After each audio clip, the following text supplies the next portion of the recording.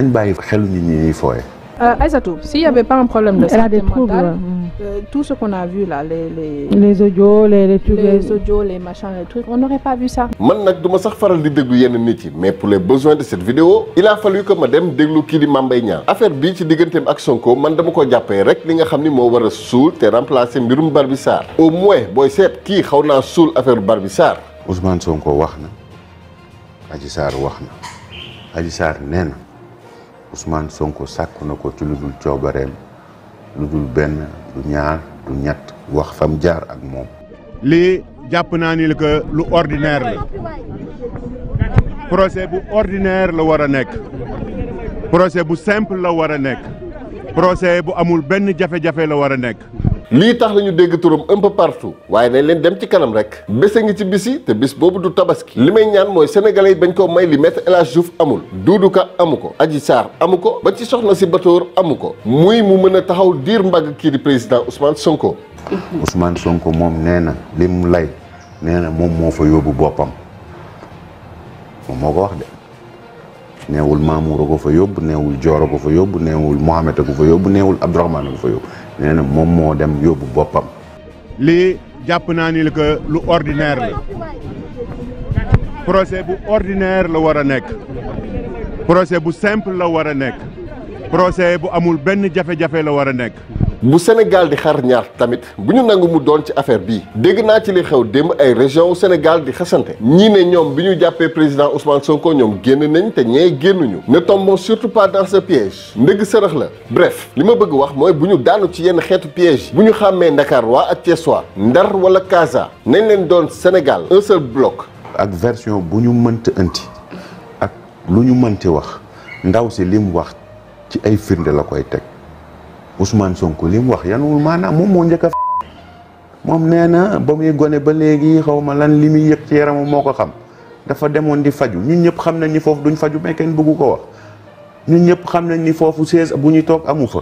Ndeye Khady keroog bu muy wax ni Ousmane Sonko bu ñëwaan day toog ci chaise pour def massage bi fameuse chaise boobu ci biir néeg bi la nekk. deuxième salle de massage salle jacuzzi bi.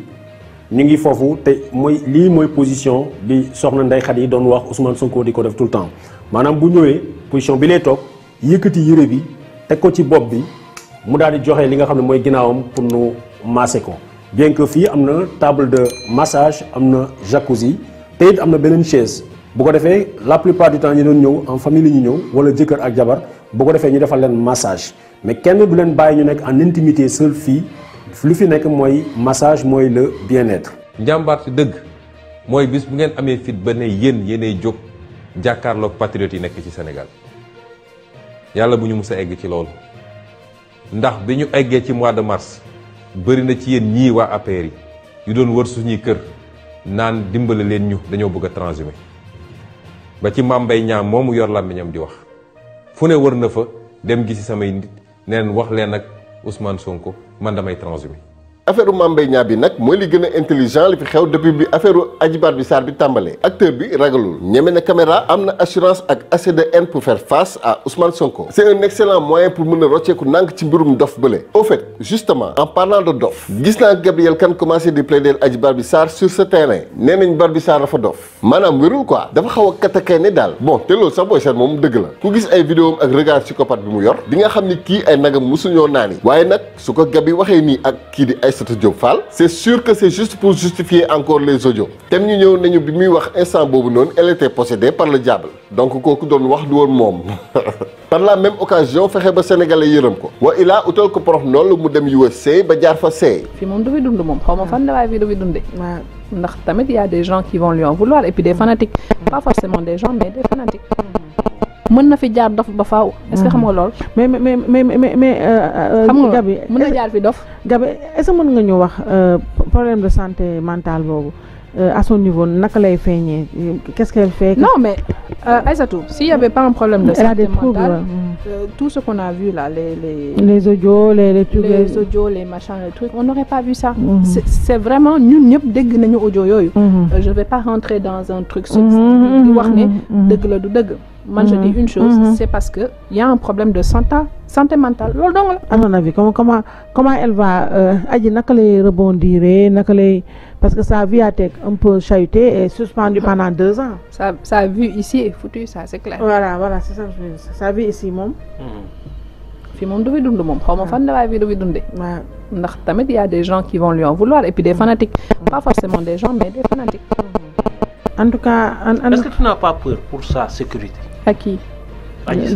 Non, je pense qu'avec 3 agents de la BIP 24 heures sur 24, je pense qu'elle n'a pas de problème de sécurité. Mais tu sais que je vais te dire, dénoncer woon naa ko daaw ñu agressé ma dans tous les sens. Ça fait 2 ans à ce jour, Adji Sarr lui cloîtré, mais elle n'a toujours pas de suivi psychologique. Ouais. À ce jour. Il n'y a toujours pas ça. Grave. Et ce qui est extrêmement grave. Et c'est une faille de l'État. ñu ngi ñuy jéem a gëmloo en tout cas ni ndaw si nekkul en sécurité d'accord suñuy agent ñoo koy garder 24 heures sur 24 mais dañ ko abandonné à son sort vraiment Gabi arrête nag waaye Adji bu dofee ñun dofuñu yaa ngi wax ay waxu fanatique loolu yëpp ay technique de manipulation la rek Adji ñëpp xam nañ que ni victime de sa bêtise la boo leen ko sànni woon ci mbedd bi tamit ñun Sénégal bu ñu fatul suñu doom duñ ko toroxal en plus président nee na bu ko karaw manqué alors arrêtez de faire croire à l'opinion que ñun le peuple ñun ñooy fanatique yu dof yi vraiment seeni technique de manipulation dafa sax archaïque yéen dafa mel ni jamono daf leen raw en réalité. Mais Gabriel, est-ce que yéen ñu ngi koy coacher parce que yaa ngi ne c'est une fille de 20 ans. On n'a pas les moyens psychologiques de la coacher. C'est pas possible. Il faut des professionnels. C'est pas un coaching. Elle a besoin de soins mentaux. Et ça, c'est pas Gabriel. Man, je suis pas outillée. Lolo, je peux pas me substituer à un psychologue. Est-ce que tu as lancé l'alerte? J'avais lancé l'alerte l'année dernière. On a dit que j'ai fait ça pour flinguer la ministre de la Femme. Donc je le laisse faire. Depuis l'année dernière, ça n'a pas bougé non plus. Donc ça va s'aggraver, hein? Et puis là, ce procès-là, c'est un procès national. Boudé Khalebi avec les problèmes mentaux qu'elle a. Procès la ñu jëm. Nañ ci dem rek. Mais Gabriel, c'est extrêmement alarmant. Adji Sarr, qui n'est pas préparée, qui a des problèmes mentaux qu'elle traîne depuis lors, qui n'a pas eu de prise en charge psychologique, nee nañu dañuy jël xale bi yóbbu ko procès. Mais attends, ils sont en train de sacrifier la petite parce que tu ne peux pas lui dire viens faire face à Ousmane Sonko avec 14 avocats en face luñ la wax ku nekk ak lam lay dóor. Yow nga toog 3 ans avec tout ce qui s'est passé psychologiquement, tu n'as pas eu de prise en charge psychologique. Mais l'État est en train de sacrifier Adji Sarr. Il faut se dire la vérité. Il faut qu'on se dise la vérité. Non, c'est vrai. Parce que franchement, cette petite-là, moi, j'ai tellement de compassion pour quoi qu'elle ait fait. Quoi qu'elle ait fait. On est en train de la sacrifier. Ouais. Parce que on l'a lâché en pleine nature. Ils l'ont lâché en pleine nature. Il n'y a aucune prise en charge, il n'y a aucune préparation. Ils sont en train de la sacrifier. Parce que je ne vois pas Adji Sarr pendant des jours d'affilée, jàkkaarloo des juges, des procureurs, la bande d'avocats d'Ousmane Sonko, elle ne fera pas face. Elle ne fera pas face. Elle peut craquer. Bah pareil aussi.